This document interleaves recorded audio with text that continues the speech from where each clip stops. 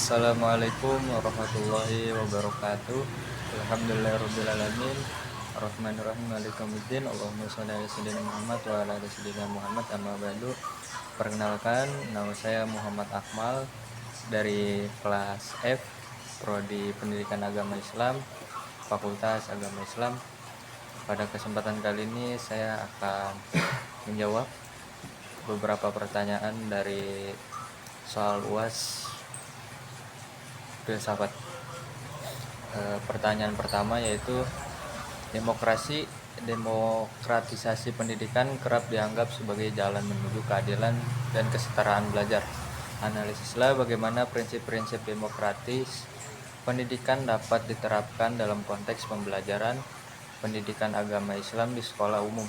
Lalu evaluasilah tantangan utama dalam penerapannya di era digital saat ini. Berikut untuk jawabannya. Prinsip demokratis pendidikan dalam pendidikan agama Islam dapat diterapkan melalui pemberian kesempatan yang sama kepada seluruh siswa untuk belajar, berdiskusi, menyampaikan pendapat, dan mengembangkan potensi keagamaannya tanpa diskriminasi. Kemudian guru berperan sebagai fasilitator yang menghargai keberagaman latar belakang siswa serta mendorong pembelajaran yang partisipatif dan dialogis. Kemudian ada tantangan utama di era digital adalah kesenjangan akses teknologi, penyebaran informasi keagamaan yang belum tentu benar, serta menurunnya interaksi langsung antara guru dan siswa. Oleh karena itu diperlukan literasi digital dan pengawasan yang baik agar teknologi mendukung pembelajaran pendidikan agama Islam secara optimal dan secara positif. Dilanjut untuk pertanyaan kedua, yaitu Ibnu Khaldun memandang pendidikan sebagai proses bertahap yang memperhatikan aspek akal dan adab. Sintetiskan konsep pendidikan Ibnu Khaldun tersebut dengan model pembelajaran PAI berbasis kurikulum mereka. Bagaimana Anda akan mengaplikasikan sintetis ini dalam rancangan pembelajaran PAI di kelas menengah pertama atau SMP?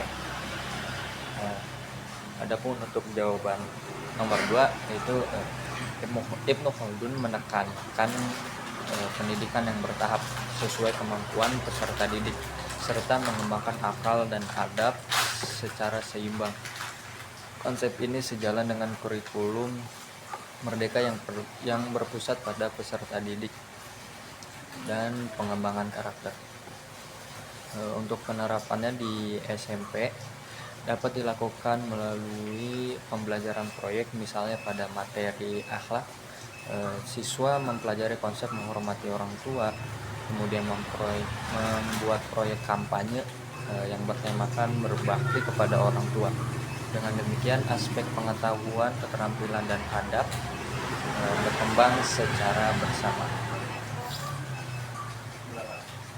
Selanjutnya nomor 3, yaitu Kiai Haji Ahmad Dahlan menekankan pentingnya integrasi ilmu, agama, dan sains dalam pendidikan. Evaluasilah relevansi pandangan ini dalam menghadapi tantangan dekadensi moral di kalangan pelajar saat ini. Selanjutnya jelaskan satu desain pembelajaran PAI yang mencerminkan semangat integratif tersebut. Relevansi pemikiran Kiai Haji Ahmad Dahlan. Pemikiran Kiai Haji Ahmad Dahlan tentang integrasi ilmu agama dan sains sangat relevan dalam menghadapi dekadensi moral pelajar. Pendidikan tidak hanya menekankan kecerdasan intelektual, tapi juga nilai-nilai keislaman sebagai pedoman hidup. Kemudian desain pembelajaran yang mencerminkan semangat tersebut adalah pembelajaran tentang menjaga lingkungan. Siswa mempelajari ayat Al-Quran tentang pelestarian alam, kemudian menghubungkannya dengan ilmu sains mengenai pencemaran lingkungan dan melakukan kegiatan penghijauan di sekolah. Selanjutnya untuk nomor 4, Kiai Haji Hasyim Asy'ari menekankan pentingnya akhlak dalam pendidikan dan sikap tawadu terhadap guru. Analisislah pemikiran ini dalam konteks pengembangan karakter siswa dalam pembelajaran PAI. Bagaimana penerapan nilai-nilai ini dapat mengatasi krisis keteladanan guru di era modern.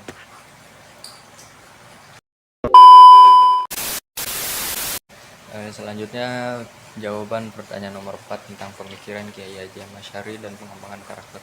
Kiai Haji Hasyim Asy'ari menekankan pentingnya akhlak dan sikap tawadu terhadap guru.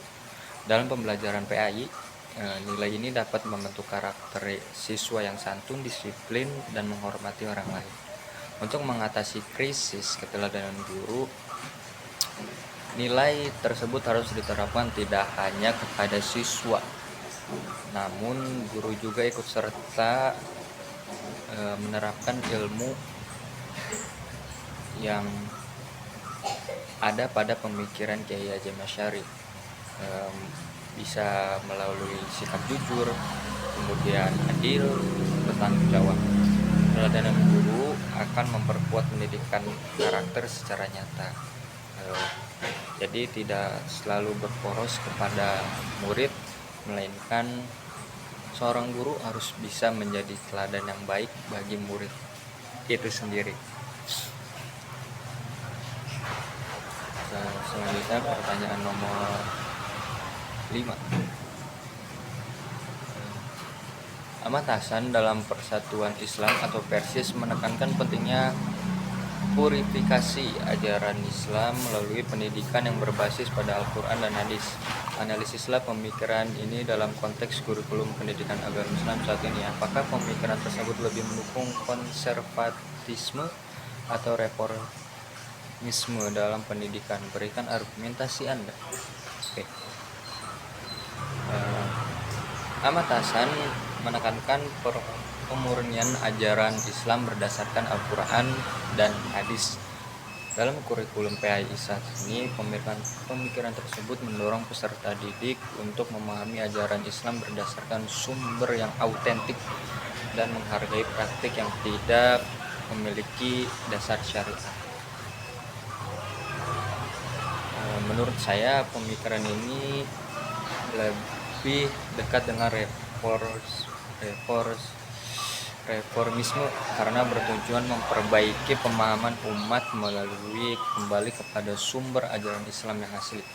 Namun unsur konservatif juga terlihat karena mempertahankan kemurnian ajaran yang telah ditetapkan dalam Al-Quran dan Hadis. Lanjut ke nomor 4. Ontologi, epistemologi, dan aksiologi merupakan 3 pilar dalam filsafat pendidikan Islam. Buatlah sintesis hubungan antara ketiganya melalui analis. Lalu analisislah bagaimana ketiganya dapat digunakan sebagai landasan dan menyusun visi dan misi program studi pendidikan agama Islam.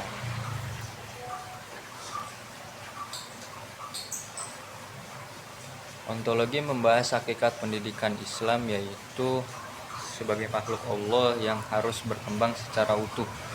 Epistemologi membahas sumber pengetahuan yang berasal dari Al-Quran dan Hadis, akal dan pengalaman.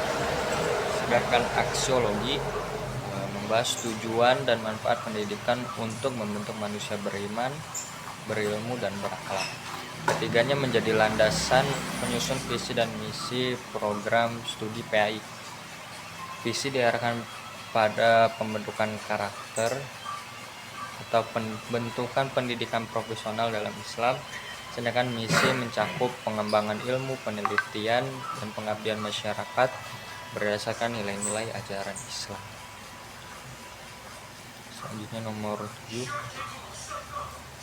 Syekh Naqub Al-Atos memperkenalkan konsep ta'dib sebagai orientasi utama pendidikan Islam. Evaluasilah konsep ini dalam perbandingannya dengan tujuan pendidikan nasional. Bagaimana konsep ini dapat diterapkan dalam penyusunan RPP pada mata pembelajaran pendidikan agama Islam.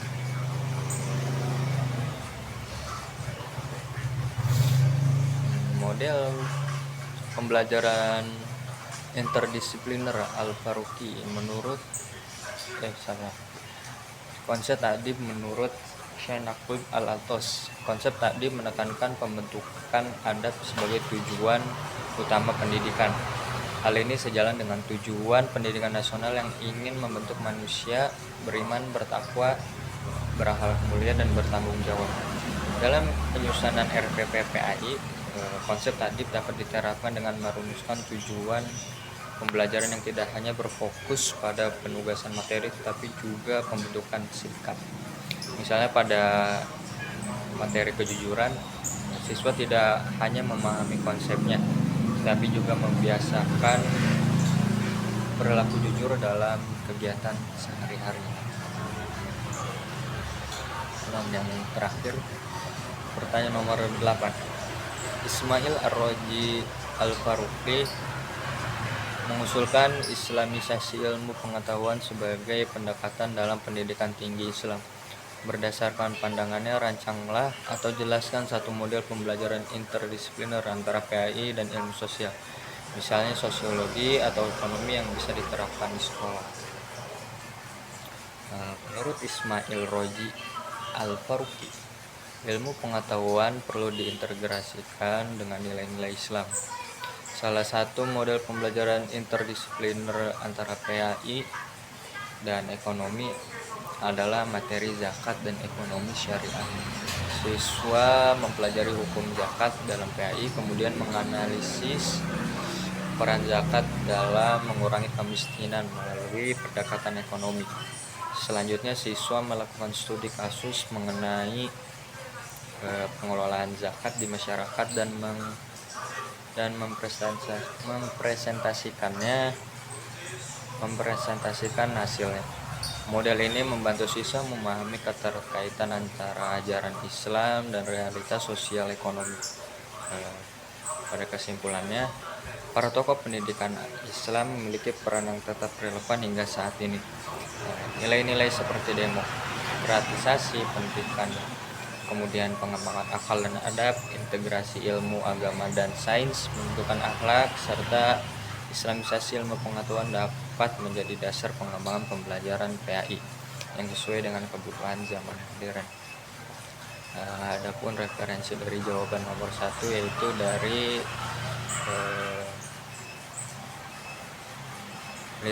literatur tentang pendidikan Islam yang menekankan pembelajaran partisipatif dan inklusif. Untuk pertanyaan nomor 2 itu ada dari bukunya Ibnu Khaldun, ada juga dari kajian tentang pendidikan bertahap dan pengembangan akal serta adab.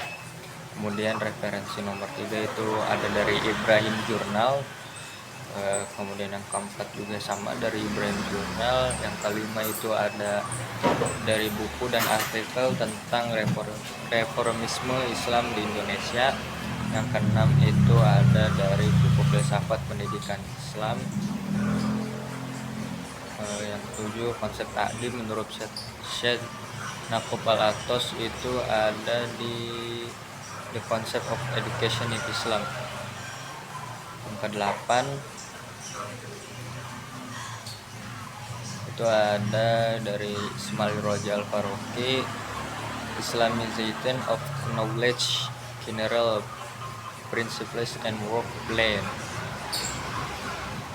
Itu beberapa referensi untuk 8 pertanyaan dan 8 jawaban yang ada. Mungkin cukup sekian, kurang lebihnya mohon maaf.